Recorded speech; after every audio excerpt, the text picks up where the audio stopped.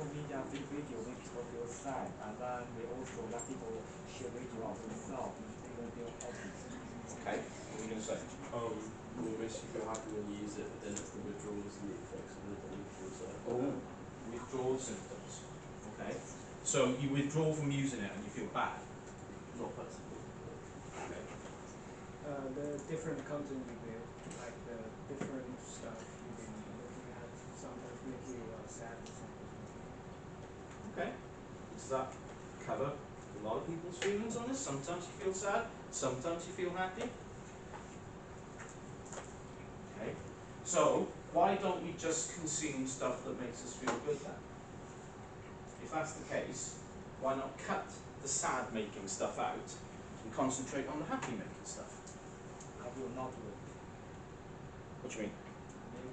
We don't make you sad, and we'll focus something on the social media platform, and then we can make money from it. Okay, so there's an element of control here by the company. So if you know that, if you know companies are controlling the content, and sometimes that company's providing you with content that makes you feel sad, why don't you just leave that platform? Why would you continue to use something that makes you feel shit about yourself? That's not how the algorithm works. It's not how the I don't algorithm know the idea works. of like every now and again you'll get a really nice one, so you'll keep scrolling. Okay, so on the off chance that something nice happens, you endure misery. It's not. But don't choke.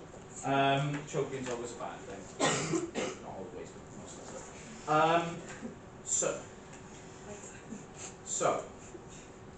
So that's not the case, but tell me then what is. Okay, so my supposition here is we'll keep using something that makes us feel bad on the off chance it makes us feel good. Yeah, because that's what it is. Doesn't that sound completely insane? Well, if you have a hangover, you're still going to go out next weekend, aren't you? Are you? Yeah. I don't know. I can't give up drinking. I don't know. I've been sober. But if you have a bad ages. hangover, then you'll still. I know, because I got sick of the hangover, so I quit. You know. I don't know. You might readdress that when you're 40. I know. I mean, yeah, we do lots of things as human beings that make us feel sad, and we keep on doing them anyway. I mean, you're here. That's one, right? I mean, really? You've had, what, 13 years of this shit before coming to university? Now we're charging you money for it. And it's still boring ass shit on a screen, people. It's not going to change.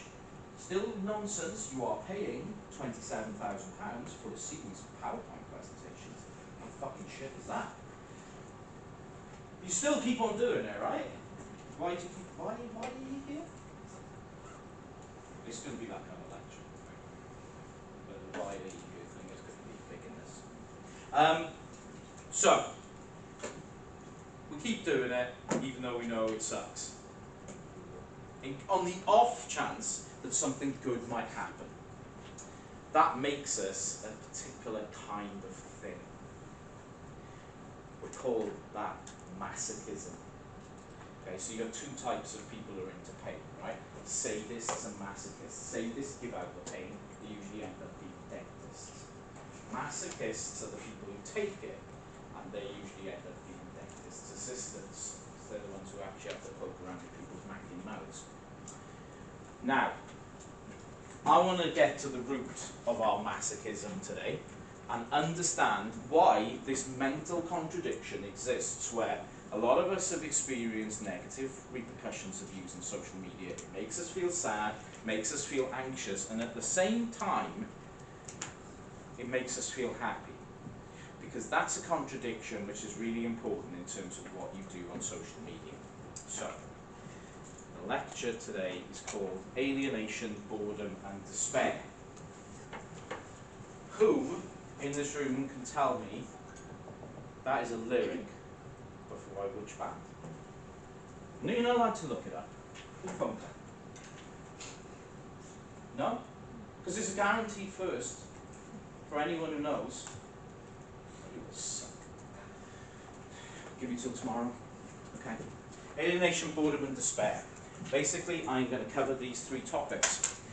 This lecture is going to be horrible and brutal, and I make no apologies for it as well. Because you know what? Horrible brutality, there's not enough of it in the world. You know, genocide, war, pestilence, famine, death. I'm going to bring my own brand of misery today, and I'm up for it as well. We're going to look at, in particular, nihilism as a way of framing how people use social media. Sadness as a engineered emotion, engineered by platforms in order to keep us good little boys and girls. Addiction and how social media is designed to make you into a junkie by following other popular pastimes that make you addicted, like gambling and opioid addiction, where they've taken substantial lessons in how, you know, the opioid industry keeps people addicted. You know? Excellent stuff. And I take no responsibility for any of the feelings that you might have in this. Indeed, if you have feelings, that's your own fucking problem as far as I'm concerned. Be more like me and have no feelings, and then you're all right, okay? Kill your feelings with other things. It's important. I'm here to give you life lessons, and this is one, all right? Kill all feelings. Feelings will not end up well for you, I can assure you. So, we now live our lives on social media. Social media has become the hegemonic paradigm of everyday existence. And hegemony comes from that fella there, right? Antonio Gramsci. And you all knew him. So, social media is the new normal, according to Geert Loving. What does that mean? Social media, one, has reformatted our interior lives. This is meaningless to an extent for you guys because you don't know what I'm referring to by reformatting.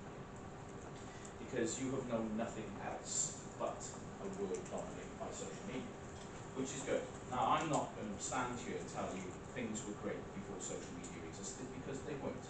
The world pretty much blew. Okay? But it's always blown. It just blew in a different way.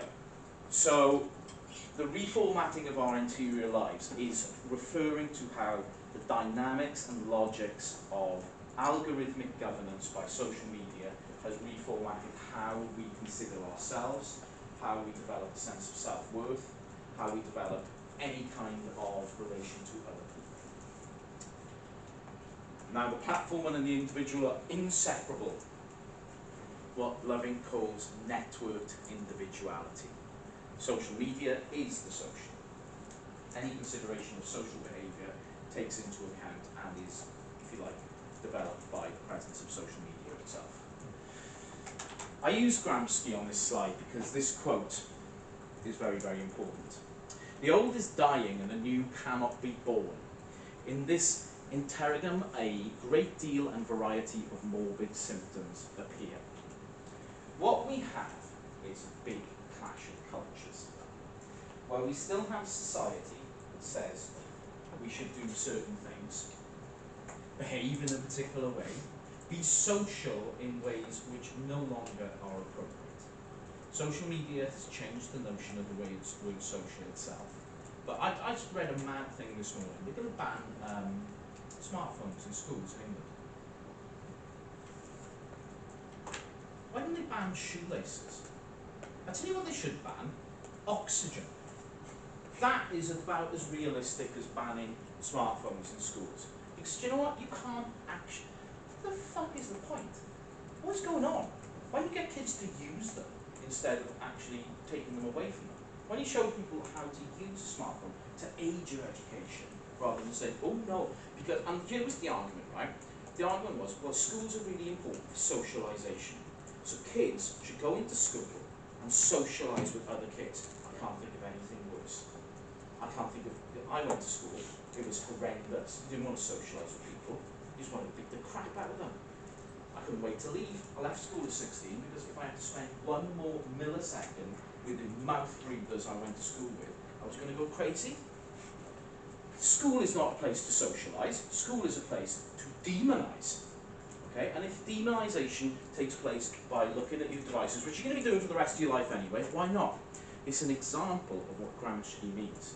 There's an ingrained idea in society that, you know, God, we've got to get kids off their phones. Why? Why? I tell you, let's take that further. We've got to get kids off their computers. And then they go, oh, no, they need to use computers. Well, why is that? Oh, well, because when they grow up and so on, they're going to be working in offices. Ah, so that's an okay use of technology, but not this one. Okay, you're talking shit now, aren't you? We have this clash of ideas about us all the time. Okay? Older generations have particular ideas about what is the appropriate way of using or looking at a technology. But the generation who's actually enmeshed with it doesn't have any concept about what those people are talking about. Because it is impossible for you to understand what it means to be outside of social media itself. And this is what Loving's point actually is. It's impossible to envisage a world in which social media doesn't exist. It has become reality itself. There is no possibility of a world without social media. If you delete all your social media apps right now, like this instant, will that change anything? Everyone's lives will still be enhanced in this circuitry, including yours. Because all the social relationships you have with other people will be mediated by that technology. Just because you choose not to have that technology at hand, doesn't mean that it won't have any effect on you. It's become the dominant paradigm of how the world works itself. And because of that, a lot of the criticism of social media is from a position that no longer exists. What Loving is encouraging us to do is get rid of that criticism and realise how centrally important this is to everyday life. And only when we do that can we understand how problematic it is, because the problems that people are identifying with social media use are, my kid spends 8 hours a day on TikTok. So fucking what? What would you prefer that kid to do? Spend 8 hours a day shooting up heroin? Spend 8 hours a day devouring violent pornography on the internet? What are your options here? Okay? I'd rather a kid be spending 8 hours a day on TikTok than 8 hours a day planning a shooting. You know? If we got options, we ask the wrong questions. It is better to understand that this is life, and then you can actually ask the right questions. Done that already. When we understand that social media is life, then we can identify what the issues are. And we can start at this point. Social media is entirely dominated by two competing and non-compatible ideas, models of how they work. On the one hand, we have the American model, where power is concentrated in corporations which we have no say in whatsoever. So you may use Instagram, but you're not a shareholder. And Instagram is geared up to create profit in order to pay dividends to its shareholders. Therefore, you've got no say in it whatsoever. Right?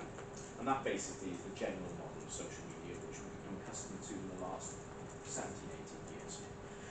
And then on the other hand, we have a competing model of social media control, which comes from the Chinese government. And the app that we're most familiar with in terms of this level of control is TikTok, where you have social media as a means of mass surveillance of the population, but not surveillance in terms of being looked at, much more like surveillance that I talked about in lecture 2, with the society of control, where all control is diffused and distributed across society. That means you're not just being watched, but you're being nudged all the time towards particular outcomes. You look at somewhere to eat in Swansea, social media is pushing you towards particular options all the time. That makes people easier to control and, much more importantly, easier to predict. If you've got a nice predictable population, you don't have many problems. These two competing models have one critical problem. The human being does not exist in either of these models. Human beings are not important whatsoever in either of them. You are entirely reduced down to a series of inputs and outputs. Effectively, there's nothing human about being an input or an output. You are simply the things that you do and the things that the system spits out at you. So, at a political level, social media has no understanding of the human being. And you can look at hours and hours of footage of congressional hearings in the United States where they have dragged in executives like Jack Dorsey from Twitter or Mark Zuckerberg from Facebook to question them about these companies and their behaviour and the sort of malign effects that they've had on society. Not one time will they ever mention people. Because for somebody like Zuckerberg, people aren't important. You don't matter.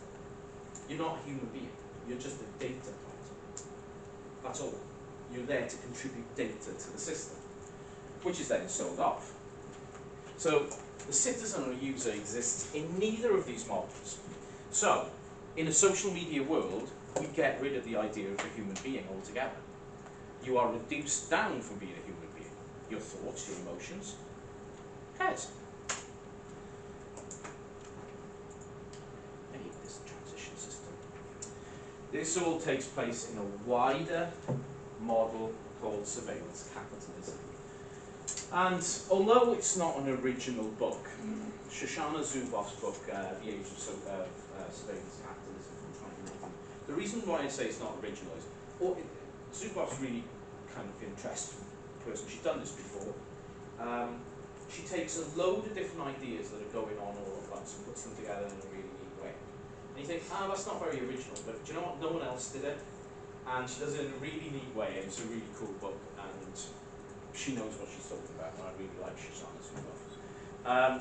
Basically, I've drilled down an entire 560-word book into this slide, so this is quite handy. What does Zuboff say? A new economic order that claims human experience as free raw material for hidden commercial practices of extraction, prediction, and sales. That's basically chapters 1 through 4 in a paragraph. A parasitic economic logic in which the production of goods and services is subordinate to a new global architecture of behavioural modification. Let's take both of these in turn. Basically, Zuboff is saying that social media exists as an economic entity to take our everyday human experiences and create a product out of them, which can be sold. So, your thoughts, your emotions, your feelings, what you've done, who you did it with, where, etc., what time, all taken, processed, and sold. A giant system designed to take what it is to be human and create another thing out of it. Therefore, the new economic order is not about producing goods and services. This is what cracks me up about society, right? You always get this argument, you probably heard it in school, there should be more kids doing maths and science. Did anyone ever get this crap in school? Because it's really important that we make stuff. Is it? The dominant economic model is not making stuff, it is taking your emotions and selling them. All of you guys who are that's at least half of you in here, who are thinking, after university, I'm going to get a really good career in PR. You're thinking, right? Because you all want to lie for a living. Because you want to legitimize the dark souls that you have. That's okay. Right?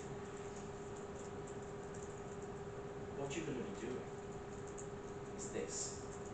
This is what PR is. This is what most industries are now. You're going to basically extract information from people to be sold. That's going to be your lives. Be alright. It'll be fun. You'll get over the darkness after a while, and you'll anesthetize it with alcohol and drugs. It'll be fine. Don't worry. Okay? It'll all be fine. Just do it in moderation. Zuboff calls this a rogue mutation of capitalism, marked by contradictions of wealth, knowledge, and power. The contradictions are these. In terms of wealth, the people who get wealthy in this system do nothing, and the people who have nothing do all the work.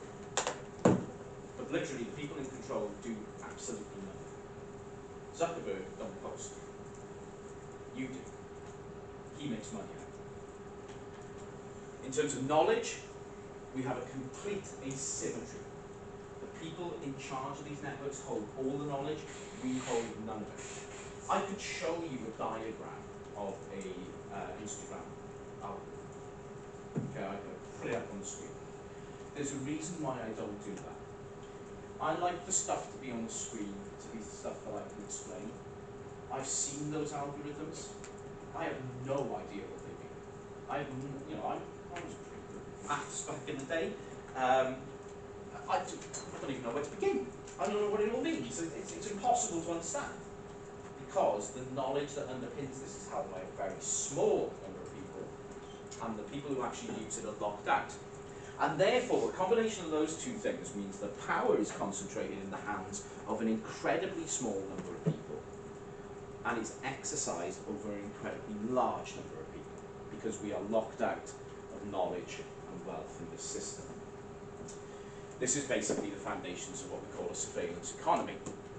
Now, again, to take Gramsci's point, we're still obsessed in society about things like an industrial society. We need to make stuff, we need to do stuff. People who spout that nonsense don't realise that the economy of society has completely changed. We don't live in that society anymore, we haven't for a very long time. We live in an information and knowledge society now. And that information and knowledge society is incredibly concentrated in terms of power and influence. What we've done by not paying attention to that change, we've allowed a certain number of people the opportunity to grab an immense amount of power with basically nobody looking. Back in the day, nobody would have been allowed to have done what Jeff Bezos has done with Amazon, to completely control online commerce. There would have been governments out there saying, no, you cannot control everything that goes on in this way. It is an entirely undemocratic thing to do. But we've allowed it to happen because basically governments and legislators have been looking the other way. They've still been looking at the old stuff. They've been looking at, oh, how can we have an industrial strategy for Britain? You don't need one. What you need is an information strategy for Britain. Basically, all this amounts to what we call an overthrow of sovereignty. If sovereignty is the ability of the state to control society, we have ceded control to companies. Because social media is so central to everyday life, we have allowed that centrality of everyday life to be ceded away from the state, and most importantly in a democracy, from the people, to be given to private interests.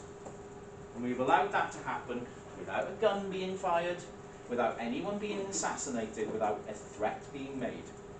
It's an extraordinary revolution. But it has happened, and we call this surveillance capitalism. Basically, as Bernard Stiegler, who sadly passed away last year, said, the speed of technological development has left society far, far behind. Society is still looking at trying to solve problems from 15, 20 years ago. Those problems have disappeared, they're not important anymore. The problems that we have today, we don't even understand, at least at a political and legislative level. We have no understanding of these problems.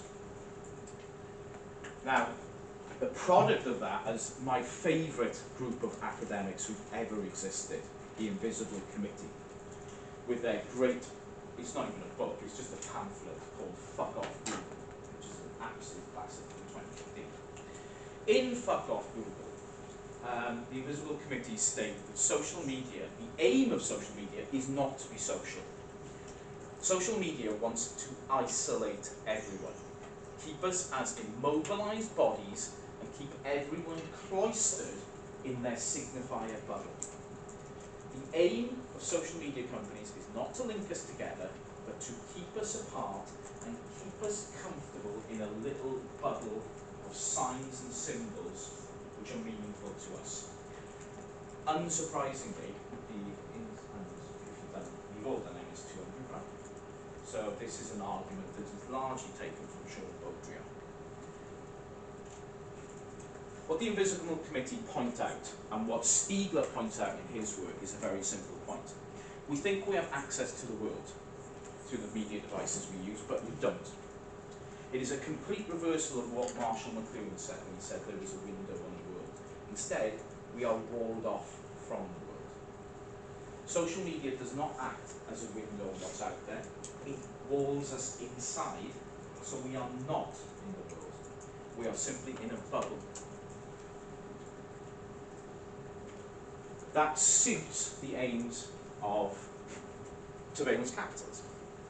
Keep people separate, keep them distant from one another.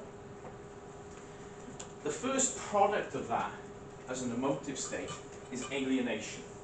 Now, Jared Kovac is not an academic, he's a novelist, but he wrote a book called I Hate the Internet, which I advise everyone, there's loads of copies in the library. You'll read it in the night, do read it, it's great. And for Kovac, people that exercise freedom of speech on social media are doing nothing more than creating content they do not own for a corporation in which they have no stake. We can take freedom of speech out of this. People who do anything on social media are doing nothing more than creating content they do not own for a corporation in which they have no stake. That statement is true. There is no way you can argue against that statement. So, because of that, Instagram is the first social media platform which the only sane reaction is hate. Because all you have is people trying super hard to do that top point. When you think of it in those terms, it will drive you mad. People trying super hard to make profits for another company in which they have no stake at all. That's how it works. Social media is a system with the purpose of maximizing the amount of bullshit people type into their phones. The greater the amount, the greater the profit. To go back right to the beginning, when we had those two contradictory figures, let's drill into the first one a little bit. Does it make you sad, social media, because you see a lot of bullshit? Is that the reason why it makes you sad? So, yeah, you said you've got it. It's not real. Anyone else? I mean, if it's not, what does make you sad? What makes you sad about social media? What do you mean? Some content you feel like I'm not pushing and just nobody and we are heroes, how good we are. Some content makes you feel like a nobody and other people are heroes. Yes. You know all that content's fake, right? Yes. All media content is edited, is created. There's no heroes in life. Nobody's a hero. I might as well be a hero. I wouldn't advise her. But, you know, what makes you sad?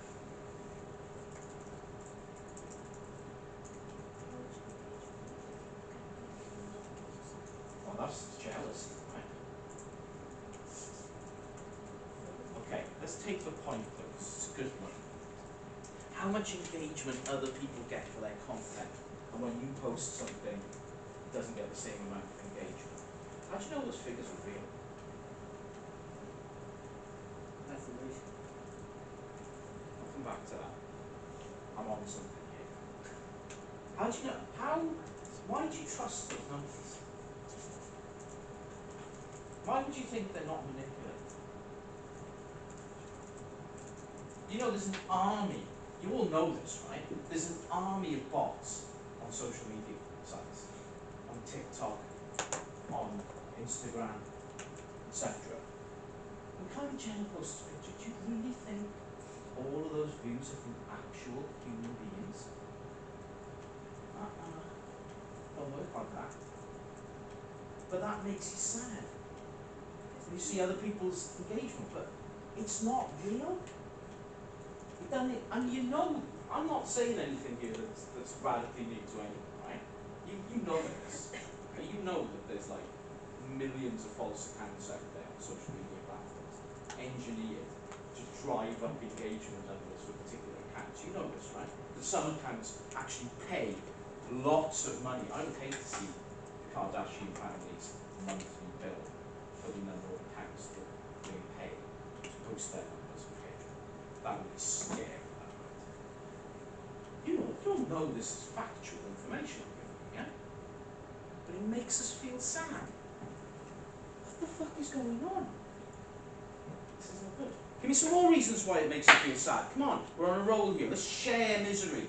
Come on, I feel like we need to share misery. You said the word what did you say? Isolation. Content a video that makes you lonely, that makes you feel walking different people, but actually you actually like it, so you feel sad about it. You need to follow different accounts, that's all.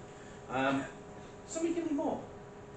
It's like the addictive nature of it, and then you come out of it and you're like, I just spent 5 hours on TikTok. Who resonates with that? When you get that guilt trip at the end of spending 5 hours on TikTok. When you look at your phone screen and you look at the top and it's like 3:45 a.m. and you think, oh shit, 6 hours have gone by. I've got a lecture at 9 o'clock and I'm going to be dying for it. And then don't go to the lecture anyway because there's no consequences to that. The shame spiral that you described, Harris, it's amazing, right? I don't know. Okay. You can see where I hope you can see where I'm going here. Alienation is just one point, but it builds into lots of other points. Points we've just covered a little bit are covered by this. Social media destroys our sense of agency. Now, for Evgeny Morozov, who is a philosopher of technology, his key point is this. Post-truth is to the digital what pollution was to capitalism. What is pollution to capitalism? We're talking about relationships between things here. So what is pollution to capitalism in terms of relationships? Anyone want to enlighten me? There's a relationship between pollution and capitalism. Can anyone tell me what that relationship is? It can be summed up in one word. The one word is inevitable. Capitalism inevitably produces pollution. Capitalism is based on the extraction of raw materials of the world in order to create products. In order to do that, you have to set fire to something, so you're going to create pollution. Now, for Morozov, post-truth, the idea that there is no such thing as anything true by which we can put our hands on and say, yes, that is the foundation for everything. A post-truth world says, oh no, you ain't got no foundation, son, you live on sand. Everything is untrue, is the digital world. Multi-truth approach of identity politics has produced a culture of what we call relativism, according to Slavoj Žižek. So, how does this work? Well, for Kovac, fame and the internet, the idea in a relativist world that anyone can achieve what anyone else can achieve, despite the fact that you can't, and you never will. Sorry, this is where it gets a bit brutal, I am sorry. But if anyone's labouring under the misapprehension here, you're never going to be famous. I am sorry. I'm heartbroken for you. It's never going to happen, okay? You're never going to be a millionaire. I'm really sorry. Unless you're a millionaire already. In which case, good for you. That's probably great. Otherwise, it's not going to happen. But fame and the internet both strip us of agency. We are provided with a world in front of us where there is no truth to any of these statements. We live in a post-truth world. We live in an environment which says, yeah, anyone can become internet famous. That's why we produce the content that we do, right? Because you want viral hits. I don't want mine going viral. We all want that TikTok video that will get 25 million views, and we'll have 50,000 followers, and our content will be monetized, and we'll get invited to, shit. We'll get invited to some film premiere with people we've never heard of.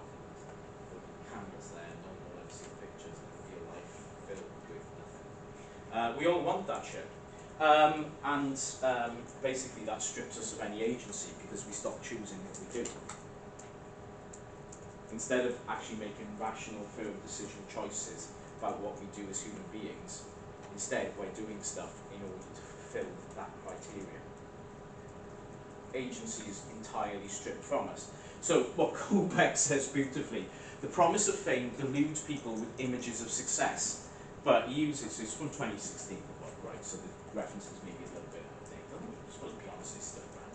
But Rihanna and Beyonce are not inspirations for anything, they are just vultures, picking on the flesh of human beings to make money. Here's an interesting sort of point that he makes. Who posted something to Instagram this weekend? See, everyone's scared now. Everyone's petrified now. Okay, right, you posted something to Instagram this weekend. Yeah. Did you take the image? No. You didn't? Who did it for? Did you have a crew? Did you hire somebody? I went to a concert, so I had a stranger take it. You had a stranger to Yeah. us. There's all sorts of lessons about stranger danger that we need to get into, but yeah, okay, but that's okay. But it was on your phone? Yeah. Okay, so you provided the equipment. Yeah. Okay, alright. Good. Okay, that's enough for me to carry on with my point. And it was on your account, right? Yeah. An account you set up. Mm-hmm. Nobody did it for you. Okay? And have you ever taken an image before and posted it to your account? Yeah. Yeah. And you took it? Yeah. Okay, good. Now I don't know Riley's socioeconomic status, right? Might be extremely wealthy, I don't know. But in the context of the internet, that's what we call poor. Because you're doing all that stuff yourself. I can assure you, Beyonce doesn't know how to use Instagram. She's never fucking used it. Why would she? Does anyone ever delude themselves with the possibility that it's one of these massive superstars? Do you think Taylor Swift takes her own photos?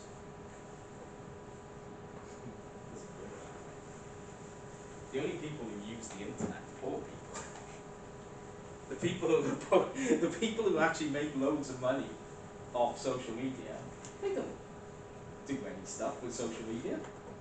Why would they? You can pay people to do it for them, even poorer people. You know?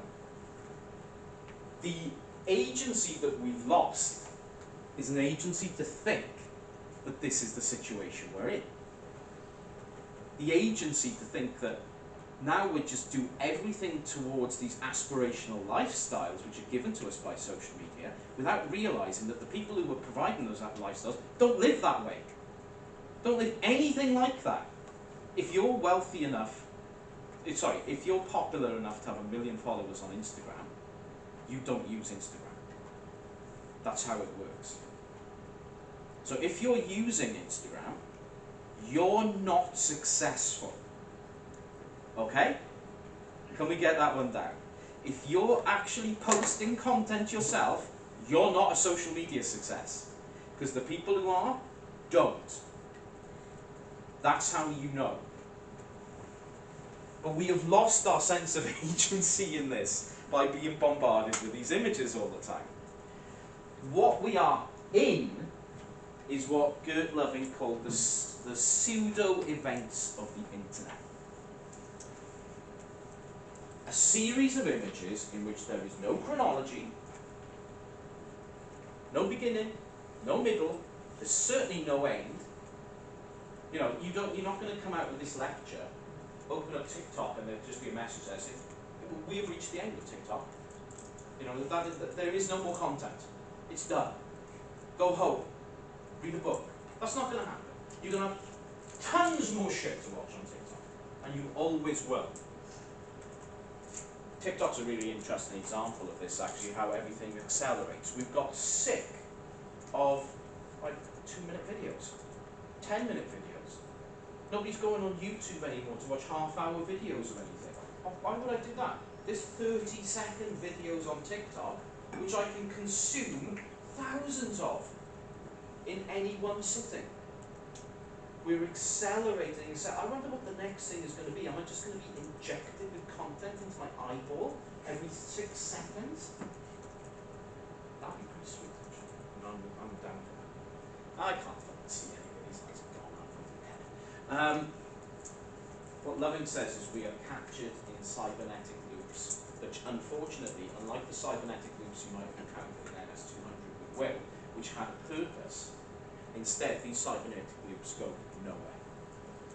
They're just meaningless cycles of events. They have no underlying meaning apart from more engagement. They bring no joy, no happiness. They're forgotten as instantly as they came along. This is Baudrillard's simulacrum as the prime reality of our lives. And this is social media. This is, you're all, when we break in 2 minutes, 3 minutes time, you're going to pick up your phones and go straight on Instagram or TikTok, and this is what you're going to get. And you're going to be like, you know, there'll be a deep exhalation as, oh, that's the sweet stuff. It's the same as the fucking smoker outside is like, oh yeah, that's the good stuff, yeah. Oh, never mind. Oh, fucking dying. 24/7, 365 for the rest of your lives. This is what it's going to be. The internet is hegemonic. Social media is hegemonic. With 24/7 social visibility, the apparatus and application become deteriorated by the body. We go nowhere without devices designed to capture, share, and post. To do that would be foolish.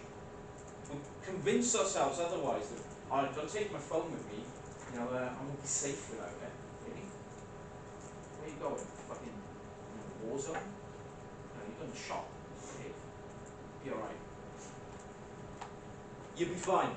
You'll be fine. No, I was going to say, if you had like a Nokia brick or whatever it is. Sure. Like, Do you have a Nokia brick? No, but I reckon I could survive with one. If you took my Alright, phone we'll away, do that you as an can- experiment. Go get yourself a Nokia brick and we'll see. I guarantee in a week she'll look like somebody coming down off heroin. She won't have washed her hair, alright? She'll be like, what's going on Snapchat? It won't stop that.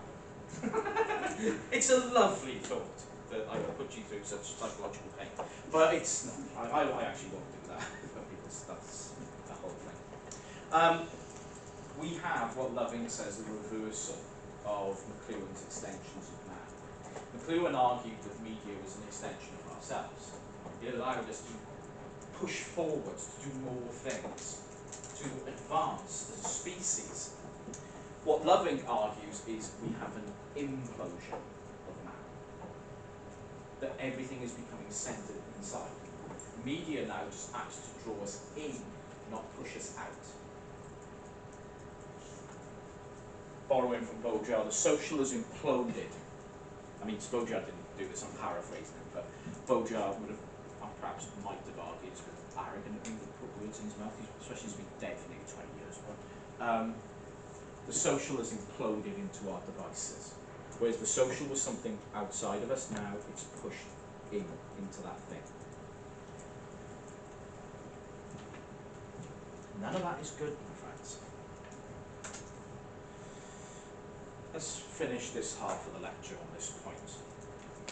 There is no reason, logical reason, why all the networks that we use, all the services we use, couldn't be designed to make us happy. Design is a choice. It is a deliberate set of actions done in order to achieve a particular outcome. So when something is designed, we have the outcomes in mind. Yeah, sure, okay, you might have unintended consequences. I can accept that. You know, Nobody designed a brick to be used as an object of violent reprisal against my next door neighbour. But if he plays that fucking song again, he's going to find out that a brick can be used to rearrange his brain. I'll give you an update on that in the second one. But that wasn't the design of the brick. Okay, let me get the point. However, when questioned, social media design people will be open and upfront. The design of their networks was never anything to do with making us feel better. Sean Parker is an interesting character. Sean Parker became kind of pseudo-famous in the early 2000s because he was the designer and founder of a very famous website in the early part of the internet called Napster. Napster was the first file sharing network which ever gained any real traction. I had a Napster account in 1999 and used it to download music which I didn't have onto my computer, which I could then burn onto a CD. And what actually happened was I used to download loads of viruses of things because that's how it was back then. And I became a real expert on computer viruses when you were young in my time because that's all you ended up downloading usually was computer virus. Anyway, thank you, Sean. Sean Parker sold Napster in the end and invested his money very early on in 2004 in a bright young startup coming out of MIT University called Facebook. And became a board member of Facebook and became a considerable capital holder of Facebook. If you've seen the film Social Network, Sean Parker is played by Justin Timberlake in that film, which is kind of weird because he don't look anything like Justin Timberlake in real life. Justin Timberlake's a dick as well. I'll get to that. Now, when Parker was questioned by a congressional hearing on the design of Facebook, which he was closely involved in as a substantial shareholder of the company, Parker said the site was purposefully designed to give users what they call a short trigger. Now, a short trigger is the exact mechanism that is used in gambling machines. If you see people mindlessly pumping money into a fruit machine in a pub or in a casino, mindlessly pumping money into one of those one-armed bandits, right? They are basically designed with a process which is called a short trigger. The short trigger means that you have to do a repetitive action a number of times, which you can't predict the number of times, in order to get a positive stimulus response. But it's usually, in the gambling industry, that's weighted. So you will put in more money than you extract.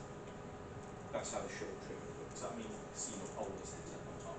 One person might make a bunch of money and they're happy, but the vast majority of people will never get anything they put in, will actually lose. That short trigger is a specifically designed mechanism to trigger what is called the dopamine receptor system in your brain. So basically, dopamine works as a neurotransmitter in your brain, and when it fires off, it releases a chemical dopamine, which is very, very nice. And we like it. As human beings, we actively chase dopamine all the time. A lot of the activities that we do are dopamine activities. Some of us, like me, have a problem producing dopamine. Disorders called attention deficit hyperactivity. So it means I need more dopamine and I need more of it all the time as well, which is why we're thinking mental, basically.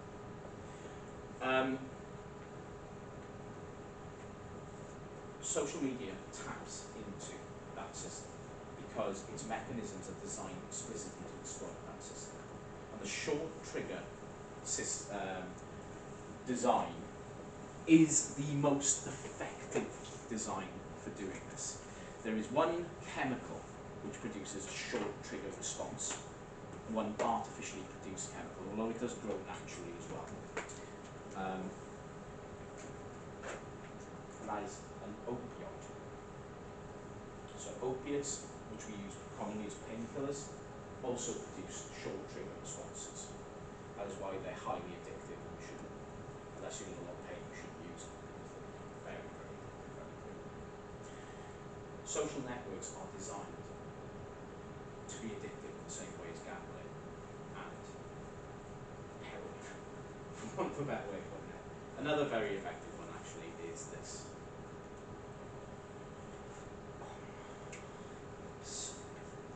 Liberty is so good. Short trigger response. Basically, that short trigger response is a social validation feedback loop. Now, Parker himself says that the company became successful because it exploited a vulnerability in human psychology.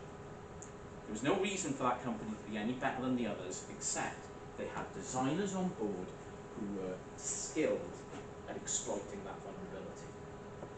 It is addiction by design. And companies that came along afterwards went even further and even better.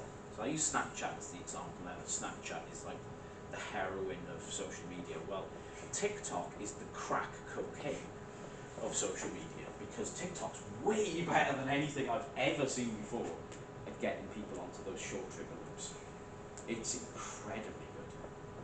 I applaud them for how evil they are. Because sometimes you just got to tip your hat to evil. You know, it may not be in your best interest, but that's a job well done. See you in 5 minutes.